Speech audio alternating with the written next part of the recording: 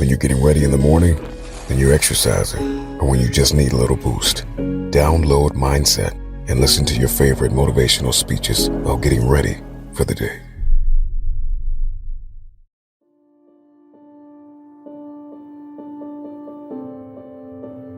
You have to enjoy the journey. If you wait until you reach your goal to celebrate, it's mentally debilitating. So you have to have monumental steps along the way. Set very doable goals as you're trying to reach the impossible thing. Me being a TV star, every single body I knew told me, that's impossible. You go work with your father and your brothers for construction. So when I was in high school, I worked construction with my father. I hated it. It's good money right here. I kept looking on TV, man. I am the world's best at getting into situations and the world's worst at getting out. Because sometimes it's become so complicated. It requires humility to quiet their ego enough to achieve the ability of change. Sometimes you have to go against what you said to correct where you are at that stage. And until you become strong enough to admit, yes, I said it, but I was wrong. And sometimes your ego will make you be loyal to a mistake. It was a mistake, and you knew it was a mistake, and you decided you would just take the easy way out and live with it.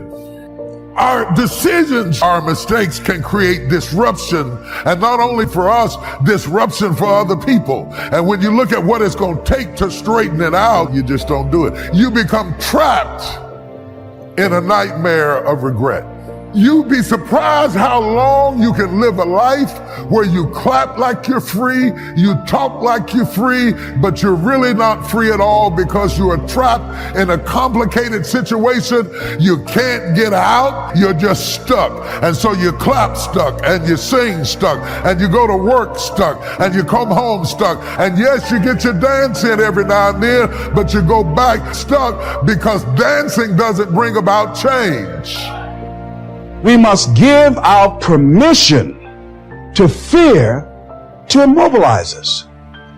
Whatever challenges or difficulty that it is, you got to handle it.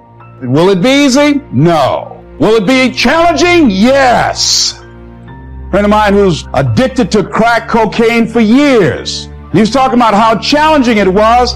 What do you want me to tell you? That it's going to be a picnic? No. It's going to kick your butt? Yes, it is. But that's just what you must go through in order to get where you want to go. And you are strong enough to do it.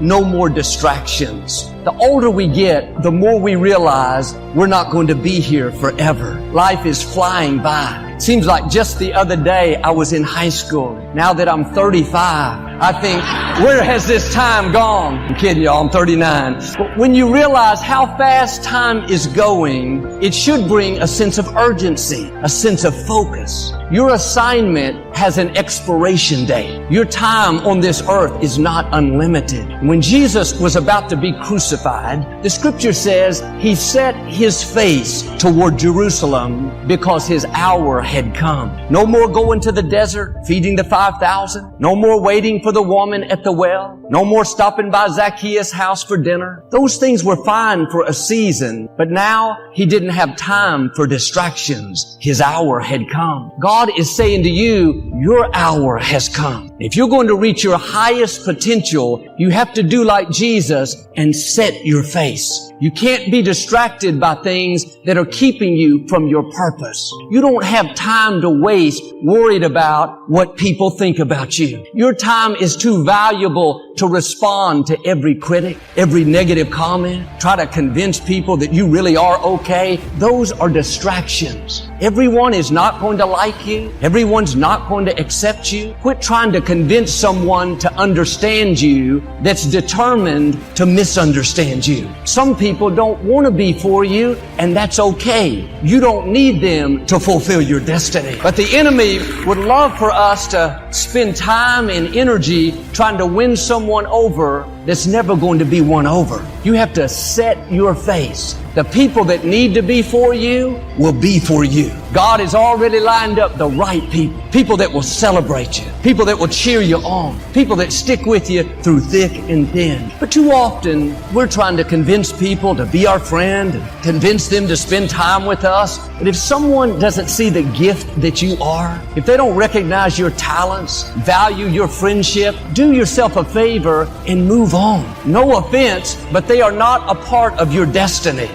You don't have to play up to people, let them manipulate you, hope that they call. Maybe they'll include you in their group. No, the people God has for you don't have to be talked into liking you. You won't be able to keep them away. They'll light up when you walk in the room. They can't wait to spend time with you. They'll go out of their way to do you favor. Now don't waste another minute trying to convince someone to like you, to call you, to come see you. If you have to talk them into it, they are not for you. They are a distraction. Well, Joel, these people at work are saying negative things about me. They're trying to make me look bad. It's not your job to straighten them out. Let God fight your battles. Let God be your vindicator. You're not supposed to engage in every conflict. Don't fight battles that are not between you and your destiny. Most of the things that come against us are simply distractions. You have to keep your face set. It takes discipline to say, I am not going to respond, not going to waste my valuable time.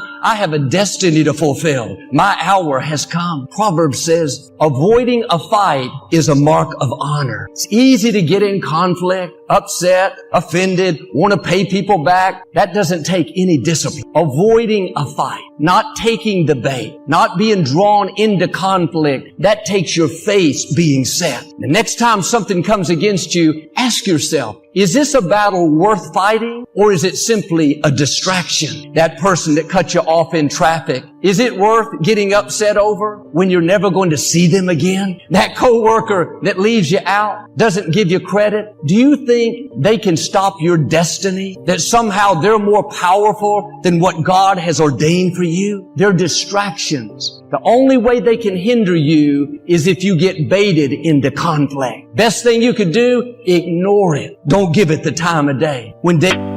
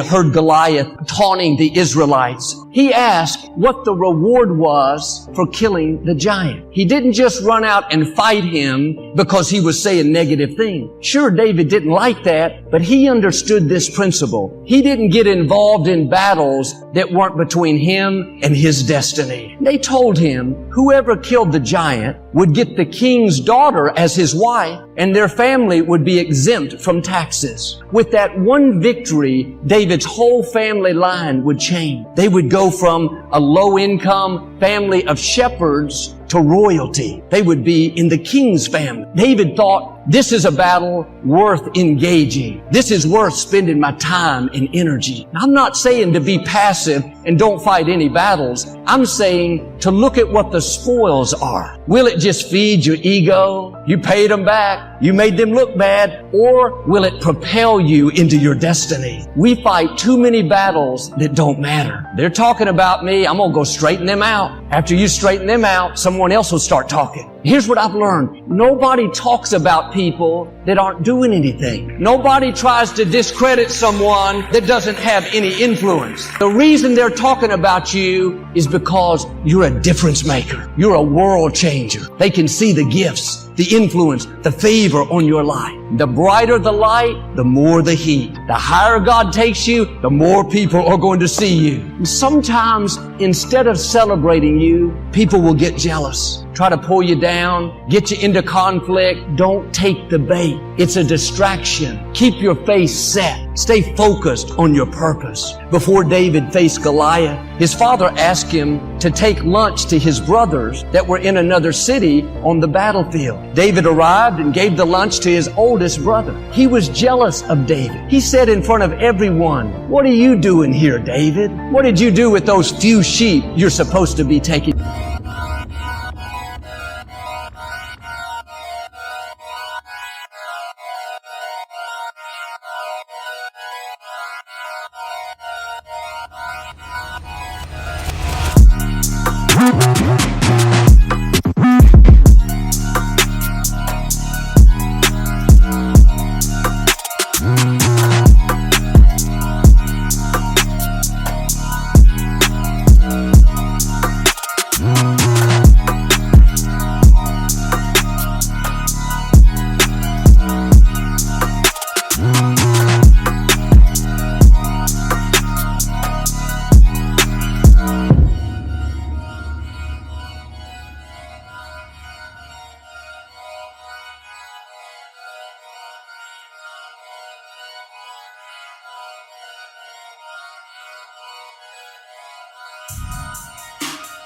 Care of. Instead of thanking David for traveling several days, he insulted him, tried to belittle him. Now, David had killed a lion and a bear with his own hands. He was young, but he was not a weakling. I have no doubt he could have taken care of his brother. But David thought, what are the spoils? What good is it going to do me if I embarrass my brother in front of his peers like he did me? He realized all that would do was feed his ego. There was no reward. The scripture says David turned and walked away. He ignored it. One reason we're talking about him is he knew which battles to fight. He didn't engage in every conflict.